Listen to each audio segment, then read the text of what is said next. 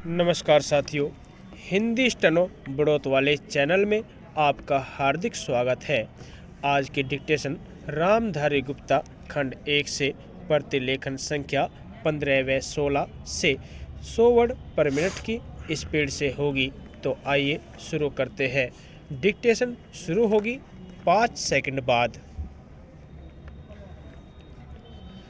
अध्यक्ष जी, किसी भी देश की विदेश नीति अपने में कोई स्वतंत्र नीति नहीं होती है, वरन वह किसी देश की आंतरिक नीति को स्पष्ट करती है। उदाहरण के लिए हम अमेरिका को ले सकते हैं। उसने अपने यहाँ अधिक अन्न पैदा किया और जब उसके पास अनाज फालतू बच गया तब वह अपने बकाया अनाज की बिक्री के लिए ऐसे देशों की तलाश करने लगा जो उधार पर माल ले सकते हो। किंतु हमारी आंतरिक नीति ने यह तय किया कि खर्चीले ढंग से सरकार चलाएंगे और स्वदेशी मुद्रा की कोई राशि हमारे पास नहीं बचेगी। हमने कर भी लगा दिए और मुद्रा प्रसार भी कर दिया। कुछ संकट पड़ने के बाद इस बात की आवश्यकता को नहीं समझा कि उस पैसे का कहीं अन्यत्र उपयोग कर सके। श्रीमान, मुझे माननीय प्रधानमंत्री जी के इस कथन पर दुख होता है कि दुनिया के अमीर और गरीब देशों का अंतर लगातार बढ़ता जा रहा है। मैं उनसे यह पूछना चाहती हूँ कि भारत की विदेश नीति ने उस अंतर को घटाने की क्या कोशिश की है? क्या भारत सरकार ने कभी दुनिया की पंचायत में यह कहने की हिम्मत की है कि बालिग मताधिकार के आधार पर यूएनओ का चुनाव होकर एक संसद बनाई जाए? और क्या आप में यह देखने की हिम्मत है कि फौज के हिसाब से कर लगा कर एक विकास का खाता खोल दिया जाए? जो देश विकसित है उनके मजदूरों का 1 घंटा हमारे देश के मजदूरों के 100 घंटों के बराबर माना जाता है, क्योंकि उनके पास साधन है।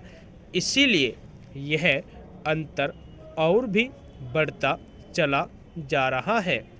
किसी देश के अंदर आंतरिक नीति में अमीरी और गरीबी का अंतर बढ़ता चला जा रहा हो और वह दुनिया के देशों में विद्यमान अमीरी और गरीबी के इस अभिशाप को समाप्त करेगा, यह समझ में आने वाली बात नहीं है।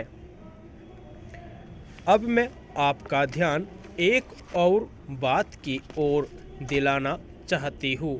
पूर्वी जर्मनी को मान्यता देते हमें परेशानी होती है, इसलिए कि शायद पश्चिमी जर्मनी को बुरा लगे, लेकिन पश्चिमी जर्मनी ने तो अपनी रक्षा का भार दूसरों पर छोड़ दिया है।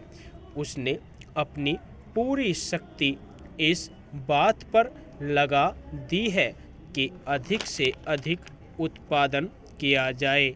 आपने जो समय दिया उसके लिए मैं आभार प्रदर्शन करता हूँ और आपका धन्यवाद करता हूँ।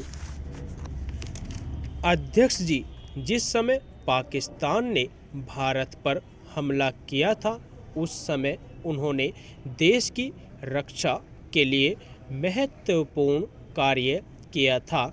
इसके साथ ही मैं मंत्री महोदय को यह भी स्मरण दिलाना चाहता हूँ कि शायद उन्होंने इस पर ध्यान नहीं दिया कि इस बार जो राष्ट्रीय पुरस्कार मिले हैं उनमें रेलवे प्रशासन को केवल 2 ही प्राप्त हुए हैं, जबकि मैं ऐसा मानता हूँ कि हमारी सेना के बाद अगर किसी ने युद्धकाल में सराहनीय कार्य किया है तो वह रेलवे प्रशासन अथवा रेलवे कर्मचारी और अधिकारी है। इसलिए उनके मनोबल को बनाए रखने के लिए और उनको प्रोत्साहित करने के लिए रेल मंत्री को इस बात पर भी ध्यान रखना चाहिए और इसका प्रयास करना चाहिए कि जो भी इस तरह के प्रोत्साहन मिले उनमें रेलवे का विशेष ध्यान रखा जाए। रेल मंत्री महोदय ने अपने वक्तव्य में भी रेलवे कर्मचारियों की प्रशंसा की है या उनको प्रोत्साहन दिलाया है, लेकिन यह प्रोत्साहन शांति काल में भी बना रहना चाहिए। रेलवे ने युद्ध काल में जो काम किया वह तो देश की रक्षा का महान उद्देश्य था, लेकिन उसके बाद देश के निर्माण में या गरीबी मिटाने के लिए जो युद्ध होता है उसमें भी प्रत्येक रेलवे कर्मचारी का मनोबल उसी तरीके से बना रहे, इसके लिए भी रेल मंत्री महोदय को कुछ कदम उठाने की आवश्यकता है। मैं ऐसा मानता हूँ कि वह किसी भी तरीके से करे, उनका तरीका कुछ भी हो, लेकिन उनको यह करना चाहिए कि जितने भी रेलवे कर्मचारी हैं, जो भी रेलवे को मुनाफा हो उसमें वह साझेदार हो, चाहे आप उनको बोनस के रूप में कुछ दे, चाहे किसी और तरीके से दे, लेकिन हर वर्ग के रेलवे कर्मचारी को मालूम होना चाहिए कि यदि वह देश के निर्माण के संबंध में ठीक तरह से काम करेगा तो उसको पुरस्कार के रूप में या वेतन के अंश के रूप में अपने वेतन के अलावा पैसा मिलेगा। इसी प्रकार इस संबंध में मैं एक और सुझाव देना चाहता हूँ।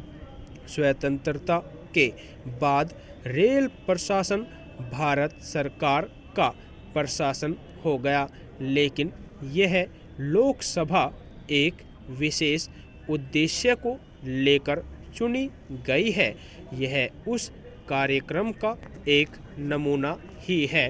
गांधी जी ने जीवन के सभी पहलुओं पर प्रकाश डाला था। धन को वे संयम से व्यय करने के हक में थे। यदि आपको डिक्टेशन अच्छी लगी हो तो हमारे चैनल को सब्सक्राइब करें तथा वीडियो को लाइक व शेयर करें। धन्यवाद।